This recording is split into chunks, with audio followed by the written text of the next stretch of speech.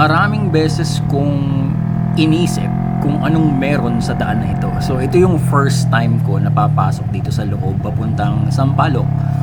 At dahil ito yung first time ko sa daan na to, yan, hopefully makapagbigay ako sa inyo ng mga tips na pwede natin gamitin kung sakasakaling first time nyo nadadaan sa isang lugar, lalong-lalo na kung ito ay mga twisties.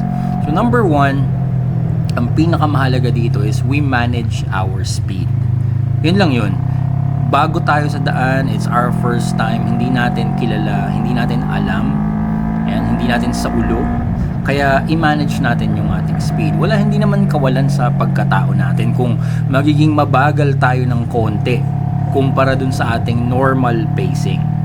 So dito, binabagalan ko talaga kasi sinisilip ko kung ano yung mga nasa corner.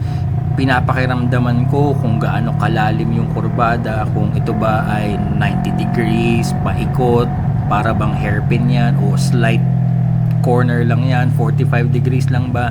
And pinapakiramdaman ko rin if it's palusong, yan, inclined or downhill o kung ano pa man. Pinapakiramdaman ko yung daan, tinitingnan ko yung mga buhangin, kung ano yung nasa daan, may lubak-lubak ba, may uneven surface ba, kung ano yung mga nasa tinadaanan ko. At syempre, tinitingnan ko din kung ano yung mga nasa paligid ko.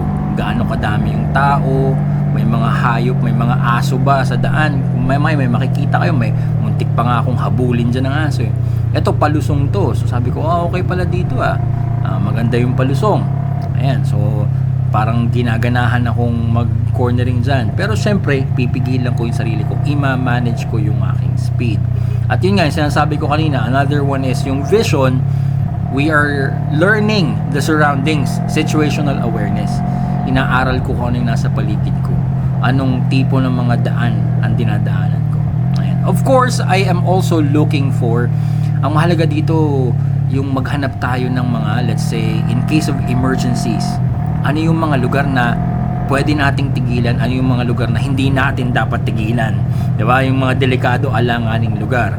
Tingnan mo yung mga tao, baka mamaya, hindi na Pilipino ang mga yan. So, tingnan mo yung paligid mo.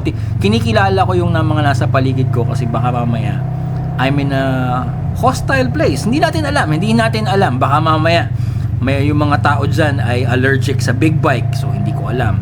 Titingnan, pakikiramdaman natin sila. Ang sunod, dun sa manage your speed at saka use your vision and situational awareness, ang sunod siguro is, this is a good opportunity para mag-refresh ako ng skills sa managing or modulating the brakes. Actually, ginagawa ko yan dyan. Nilalaro ko yung brakes. Tinetrain ko ulit. Kumbaga nagre-refresh lang ako ng mga skills sa braking. Kasi it's a good opportunity dahil hindi naman ako nagmamabilis. So, tinetesting ko yung threshold braking, tinetesting ko yung slipping the brakes, tinetesting ko yung brake modulation, rear brake, front brakes, inaaral ko yun. It's a good opportunity, it's a good chance to learn your brakes sa mga pagkakataon nito. At hindi mo alam, baka mamaya kailanganin mo talagang mamreno. Ayan, patapos na ako dyan. One thing is, enjoy the ride. Enjoy the view kasi it's first time.